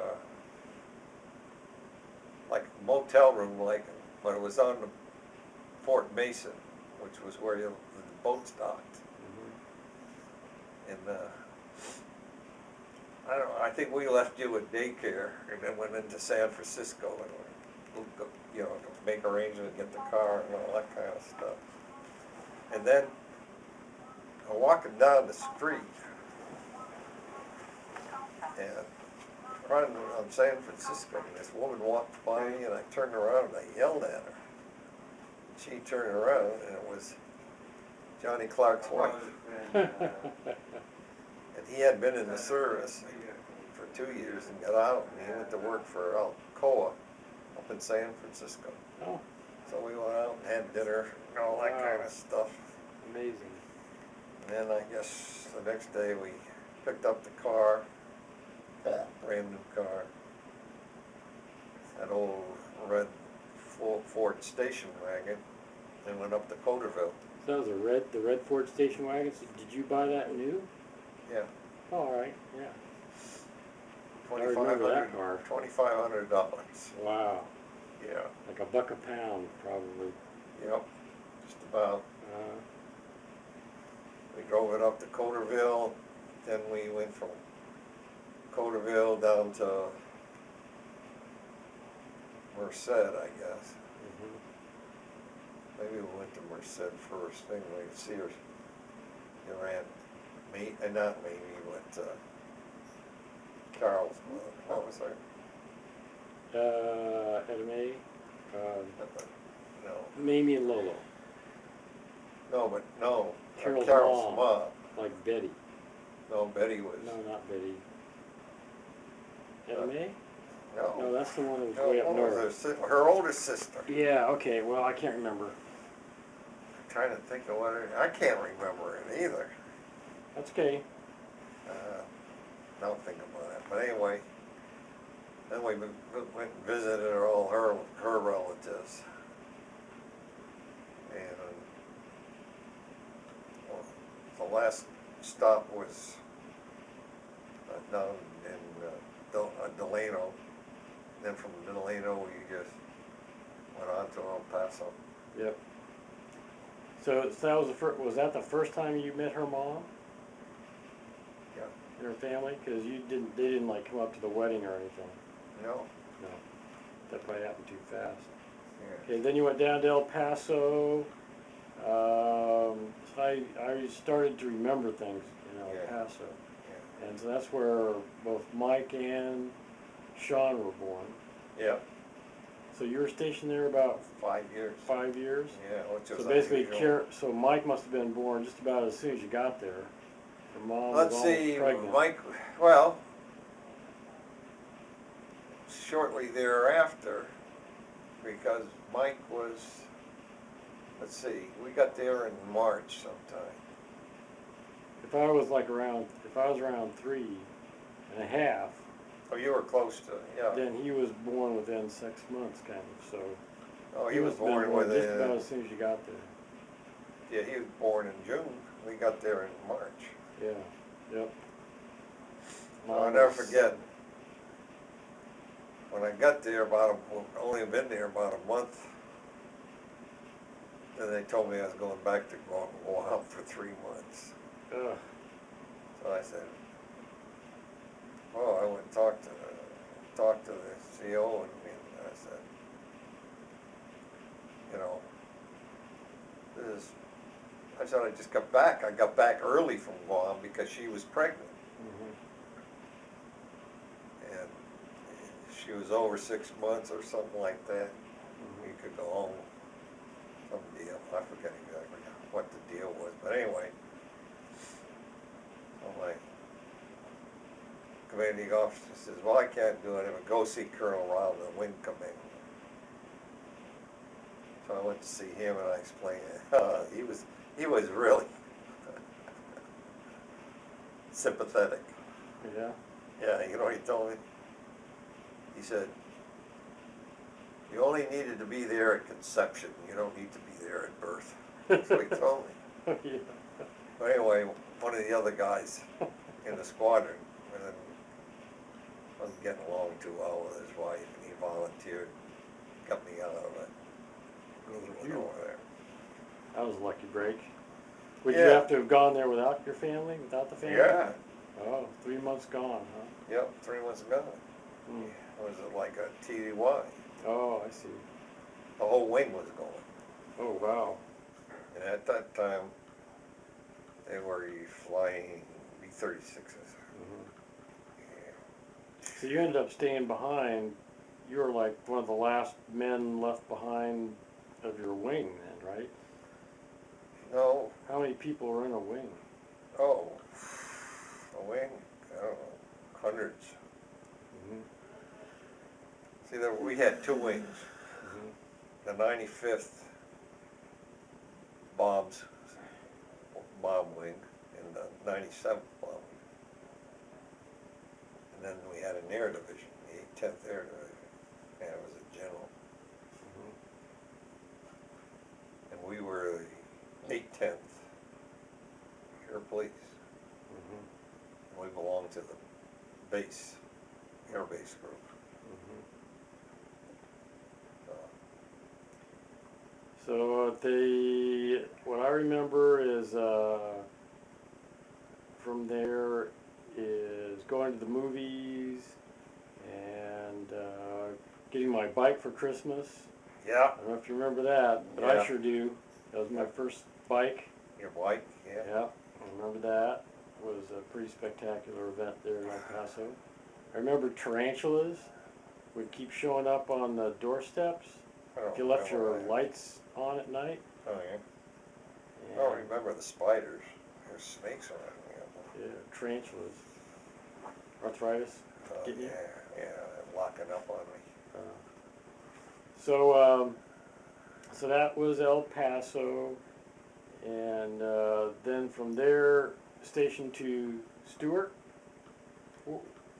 No, Where did you went to Montgomery? Greenfield and I went to Greenland. You went to Greenland. Yeah. Where did Montgomery, Alabama happen? When we were at El Paso, I went there for 2 or 3 months. Oh, okay. So the family It was a school. school. Yeah. So we came. Did we go live there for 2 or 3 months? Yeah. Okay, because I do remember that. Oh, you need to go get something for that? No, can't. Just Gotta have to massage it. massage it up. You ought to get that capsaicin. Sure, let's take a break and let you treat it somehow. It's just a Sharp pain. Okay, so we took a temporary arthritis break. Take care of some of the arthritis pain. So, so the trip to Montgomery, Alabama was just a couple of months. It must have been right around Christmas because I remember going to see Santa It was Claus in the fall. in the fall. Yeah, I think we went there in September and left in December. Yeah, because I remember Santa Claus, going to see Santa Claus there. I remember taking Mike to see Santa Claus, and he ended up Yeah. just in tears, Yeah. scared by Santa. So then back to El Paso. El Paso was the first place I saw snow when we took a trip to Cloudcroft. Cloudcroft, How many times did we go up there? Oh, A couple? yeah, we used to go up there quite often. Quite a lot. So that's the first time I ever saw I snow. always saw snow, then we'd go up there in the summer to go horseback riding, and Oh yeah, yeah. we used to go on what they call the trail rides. Yeah, And had chuck wagon yeah. suppers. Uh-huh. I remember some of that. That was a nice place. I remember they'd have these rifles that would shoot light beams, and there'd be these like bears that you could shoot. Oh, yeah, Yeah, like little shooting galleries. Yeah. Yeah, I remember that. So, I remember that from there. Then, that was also the place where you put me on with a bunch of guys and sent me to St. Louis to see my grandma, Marlo. No, she went with you. Or either that, she brought you back. I forget which. Yeah, there were like some guys were going to St. Louis, and I you don't remember. you told me I was gonna pack up my stuff and hitchhike out, but it was all set up. So I packed my bag, and that's when we lived in, I think, in Marion Manor. That rings a bell. I was really young, still really young. I don't remember if we were there or out on the base. Okay. We lived in Manor about 2 years. Okay. But I also remember sleeping with the dog, the guard dog, in the pecan orchard, and falling out of a tree. Do you remember me falling out of a tree and having like a neck that was stiff and Oh, there, down there in Marion Manor? yeah? Doesn't ring a bell? Yeah. Just regular kid stuff then. So okay. Then we moved to Stewart Air Force Base after El Yeah. Paso, and it was you, me, and Mike did a road trip to get there. Is that right? No, that was, wait a minute. Trying to figure out. Mike and Sean, she probably flew to Greenfield. No, With no, Sean. no, we drove to Greenfield. Oh, okay. Yeah. And then I took some leave, and then you were, and we got that house and everything. Oh, and then you went to Greenland. And I went to Greenland, yeah. Okay, so it was Greenfield, and then you were up in Greenland. Then you came back from Greenland. Yeah. So any big stories about Greenland? Not really. Not really. It was just, it wasn't a heck of a lot to do. Uh-huh. Uh, So that was spent just a sort lot of of time in the gym. yeah, that was air defense. So that was just looking for missiles coming in. Is that what was going on up there? Well, out on the ice cap, yeah, Mm-hmm. yeah. Okay. And it was a support base for the ice cap. And what was the ice cap? Well, that's where they had all those Radar detector. radar, missile detectors. And Okay. And then so you were up there 2 years or 1 year? 1 year. 1 year. So you were up there during the dark time when it was dark 24/7. Yeah, I And got then up there in light. April, left in March. Oh, okay. Following. Alright. So then you came back to Greenfield and we packed everything up. Yep. And that's when we went to Stewart. Yeah. Okay. And then we were in Stewart 2 years? 18 months. 18 months. Yeah. And that was just an air police job? Yeah, I was on a staff job though. Yeah. Okay. Nice to travel a lot on that. Uh-huh. Go up to, I was going back to Greenland, Uh-huh. going to Thule, Iceland, Canada, Mm-hmm. yeah, wherever we had that stuff. More bases. And then, and then say that story again about, he's getting warmed up. He's starting to get a little warm. And this is real. Okay, good. Boy, that's warm. Yeah. Use that on both hands if you want. So, then from Stewart, that's where your friend had that job at the Air Academy. What was his name again? Paul Petrick. Paul Petrick. And so is that something you jumped at? Did you realize how cool of a job that was going to be? Or you just figure that's one more good job, huh? Yeah, I thought I might be. Was that a promotion? That was a kind of a promotion at that point, wasn't it? To be a chief of police there, or were you already a chief at?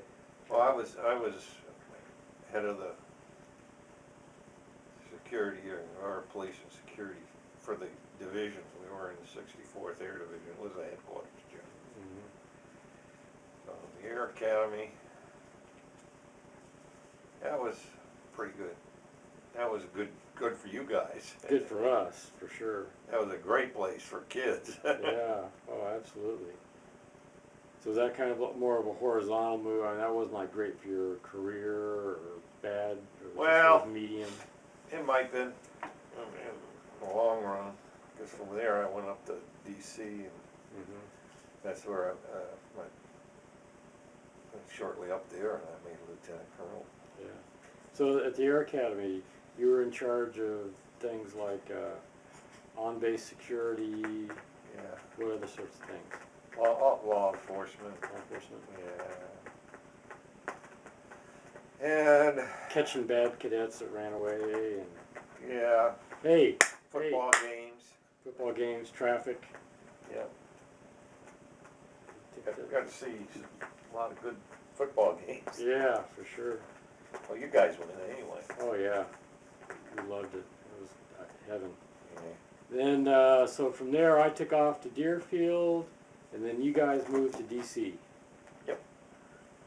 And what was your position then? What was your job? I was the assistant executive officer for the headquarters of an air police. Air police.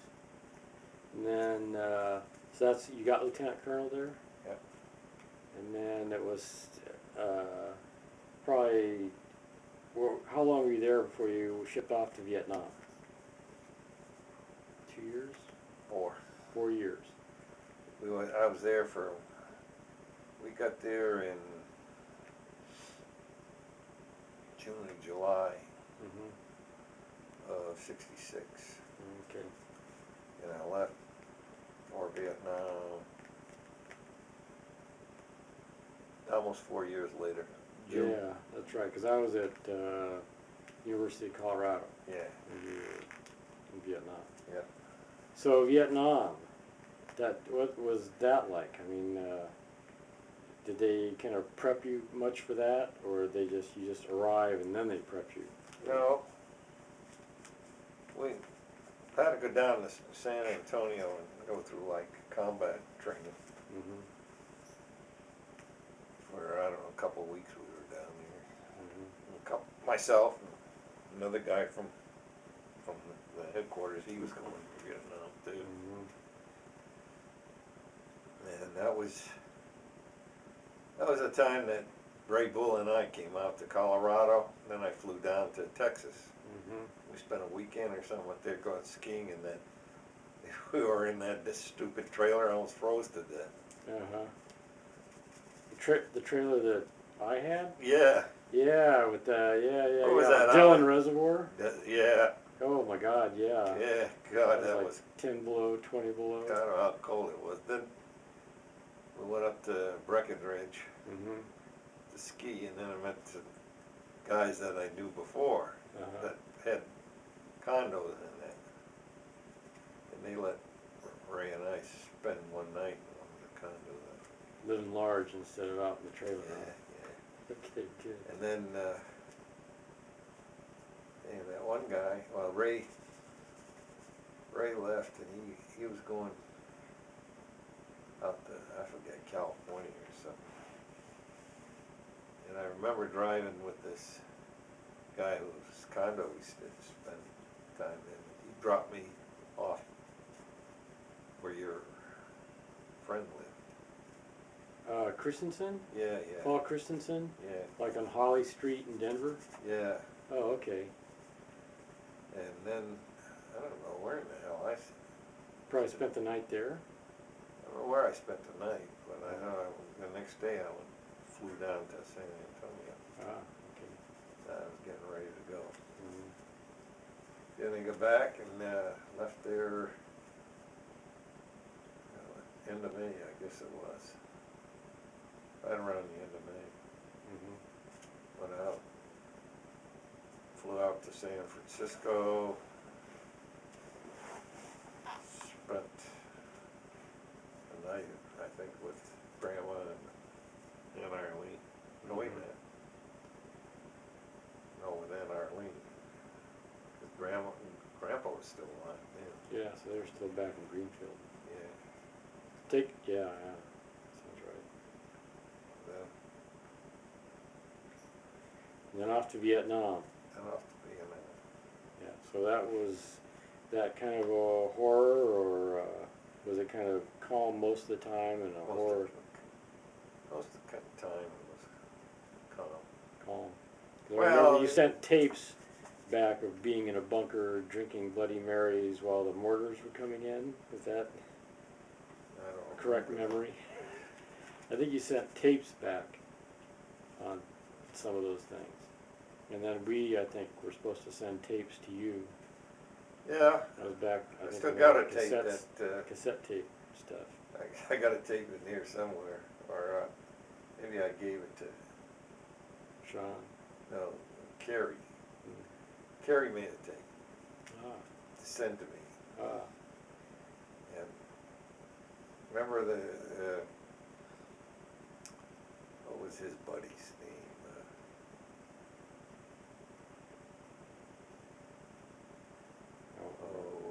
Allison Littenberg. Uh-huh. Well, he was, I think, the same age as Carrie, or maybe a year younger. Uh-huh. I remember on that tape he says, "Don't get yourself killed, Murph." Don't get killed, or whatever. Yeah. And but So I know you got a ton of stories on that, but oh yeah, it's just yeah. It was sort of a fun. make Carrie do some of the more detailed things along the line here. That'd be really good to know some of those stories. But I remember, 'cause I want to move you on. I can see you're getting kind of tired, and everybody is. So. Let's see. I remember the day you arrived back from Vietnam. I think I picked you up at Dulles. Yeah. Yeah, I did. I really remember that. It was a great relief. See you back. Yeah, I remember when back then we all went down to Kitty Hawk down in North Carolina. Yeah. Goofed around. Goofed around. Yeah. And then I remember they had packages of things that you had shipped started arriving, like those white elephants yeah. and all these other things, and you know there was like some shoes in there, but they had all molded and gotten rotten. You know, I had a lot of stuff came in there because stuff came I had packed and stuff I bought over in Taipei. Remember that big wooden screen? Yes. Yeah. And I think we had some kind of a chest or a break front or something. Mm-hmm. It was all good teak wood. Yeah. Really Well, good. you shipped me an amplifier and a TIAC reel-to-reel tape deck. Yeah. The tape deck's long gone, but the amplifier you sent me back in college is still my amplifier.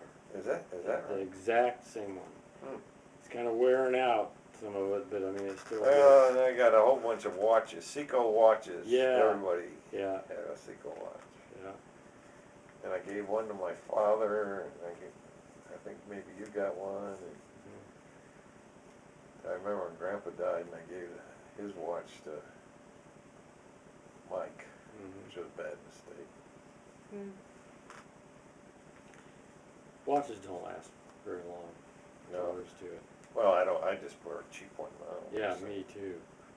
they only cost $6, $7 at They work Walmart, great. and they work great. And the numbers are big. And the numbers are big. True. So, so you got back from Vietnam, back to the D.C. area, and were you still a lieutenant colonel at that point? Yeah. And I was stationed over at Bowling. Bowling. And then ultimately, that's where you retired somewhere Yeah. there, right? Yeah. And A year later. a year later. And so you got your full colonel just somewhere right in that last year No. on retirement? You got full colonel at some point, didn't you? No. No, okay. Lieutenant colonel. Yeah. Then just decided to go to work for GSA, or did that just sort of fall? No, and I how'd went to that work happen? after that, I went to work for, what's called the Criminal Justice Reference Service. Mhm. And it was right in L'Enfant Plaza. Mhm. And I worked there a little less than 2 years. What does Criminal Justice Reference Service do? Well, we had kind of we were contracted. The company was General Electric. Mm. But what we did is set up like a computer service and reference service for, you're a cop and you were looking for a certain type of studies or whatever, Mhm. and we'd send them to you. Oh, okay. And we had a half-ass computers where you could get it off and then print them. Mm-hmm. We used to send tons of stuff out. Yeah. Yeah, So you did that for 2 years? almost two. And then what? Well, during that time, a guy that worked at GSA, and I knew him. He had been in OSI as a civilian when I was working in air staff there, because we were attached to the OSI for support purposes. What is OSI?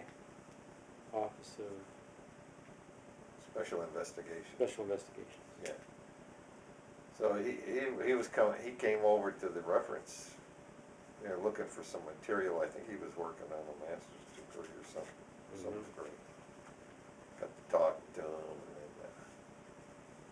and he said, maybe you ought to come over for that. Do this. Go get. So I said, well, I think I'm on the list. A civil service. He said, well, the next job that comes over, I said, we'll see if we can pull your stuff, and he did, and I got the job, All right. which was great, Uh-huh. great. It was an interesting and good job. It seems like you really like the people you work with. Is that right? Yeah, some of them, So, not all of them. not all of them. Okay. Some were just dullheads. Uh-huh. But, you know, I worked my way up there, Mm-hmm. and in fact, for a year, I was the head of the whole office. Mm-hmm. And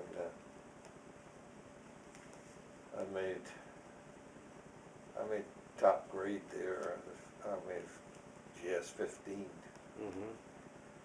which would have been, is that equivalent to what a full colonel was in service? Wow. Yeah. So like getting out 20 years, and I worked for GSA almost over 18 Wow. years. 2 careers, 2 full careers. Almost two full careers. Well, totally from the time I got out of the service, I had worked another 20 years. Yeah.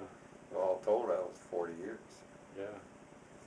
Now, while you were working that job, could you collect your retirement? Yeah. So you've been collecting retirement for the military a zillion years and GSA since your last retirement. Yeah. You retired at 65? From GSA? Yeah. No, I was 63, almost 63. 64. Wow. Nice. Yeah. Well, you know, it was really kind of funny because when I was getting That's ready. what was called double dipping, and they don't allow it anymore. Is that right? Because you get like one government, you retire from the military, and then get another government job, and get Yeah, a second yeah. government. Well, I got that because, see, when I made lieutenant colonel, Mm-hmm. I appeared up on the list for regular officer. Mm-hmm. See, I was a reserve. Mm. And I had about 16 years service. And I thought about it. I said, if I could get another job back in the government as a reservist, then I could collect it. When you're a regular officer, you lost some of that money. Oh, okay. So I had to make a decision. And if I had taken the regular commission, I probably would have stayed, too long. Mm-hmm. At least, I would have gone a couple of cycles for colonel, and I probably would have made it. Mm-hmm. Because all the guys that got regulars at the same time, I would have. They all made full colonel. Yeah. It was almost a fact that if you had a big, and I was a commander of the biggest squadron, air police squadron in Vietnam. There was 918 men under me. Whoa. And that was at one base? Yeah. And that base was Tonsonet? Yeah, that was the big base. Uh-huh. Because that's where all the generals were. Mm-hmm. So what does this mean, being a reservist? I mean, does that mean you weren't a regular officer at any point along the way, or No, you're a reserve officer a reserve officer on active duty. on active duty? Yeah. Oh, okay. So, but I made, I figured at that time, I said, hell, they're not going to throw me out. There's a war on. Yeah. And I was right. Mm-hmm. And if you were a reserve and you got to 18 years, Mm-hmm. then the law said they had to keep you another 2 years till you got to retire. Oh, okay. So I had, originally I always kind of planned to be out in 20 years and then get another job. Yeah. So I figured, well, I can get another job close to what I was making, and then I get my retirement. That would send you guys through school and pay for colleges and all that kind of stuff. Mm-hmm. So, Nice. of course, it worked out. Sean went to the academy and paid his way. Then Yeah. Mike was GI Bill. Yeah. And then Kerry never finished, Well, sort of. I don't know. That was a mistake. I don't know. Maybe it wasn't. Didn't Yeah. seem to hurt him. No. No, he got that big Big computer job. job anyway. Yeah, so it's like, who knows, who cares? I thought that was the dumbest thing he did. Yeah. Okay, so got you up to retirement, Washington D.C., Yeah. and then so at that point, well, let's see, we can go backtrack a little bit. So you got divorced from mom. What year? It was final. It was June of 1977. 1977. Okay. And then, so after you retired, you were living up Washington D.C. What'd you do after that? Did you keep living up there for a while, or did you move down here right away? Let's see. I lived up there maybe a year, Mm-hmm. a little over a year. Yeah. That's where you had that condo on the very end, where you, when you lived up. No, I lived in. Oh, wait a minute. It was a townhouse. Townhouse, I mean. Townhouse, and you had the very end unit, because I made multiple visits there. I think that's right. In Virginia, or Yeah, the one in Maryland. I can't remember. Yeah. Well, anyway. So then you moved where? Well, I sold a house in Virginia almost a year before, and we moved over we rented a townhouse. Here? No, in Virginia. Virginia. Oh, okay. But then I'd go down to my condo down here Uh-huh. for a couple of months during the winter. So you bought the place that we drove by, the condo. Yeah, yeah. You bought that before you fully moved down here. Oh, yeah, I bought that in 1987. Oh, okay. Oh, wait a minute. Well, it was 87. And then you'd rent it out part of the year and then stay in it part of the year? Was that the way you were Yeah, working I was doing that, and then Sean, I bought it, I guess Sean went over to Biloxi? Biloxi, yeah. I thought, well, he can use it and maybe rent it to some of his buddies and that kind of stuff. Yeah. And then he moved to Japan. When he moved to Japan, I rented it out Mm-hmm. full time. Yeah. And just before I moved down there, I just, So when did you actually move here to Pensacola? 90, '90? yeah, permanently? Yeah, 94. 94. Okay. January. It was just, Yeah. Okay. Then, as we all know, you started buying houses all over the neighborhood yeah, and moving in and out of them. yeah. You're pretty much done with that, am I correct? Yeah, pretty Yeah. much. Okay, good. I hope. Good. Well, Dad, thank you. I can see I wore you out. Yep, I'm worn out. Yep. And You wore Carrie out can. Jake. Yeah, Jake, he conked out. He took off. It's right here. Oh, he is. Oh, look at him. Let's check out the snoozing cat.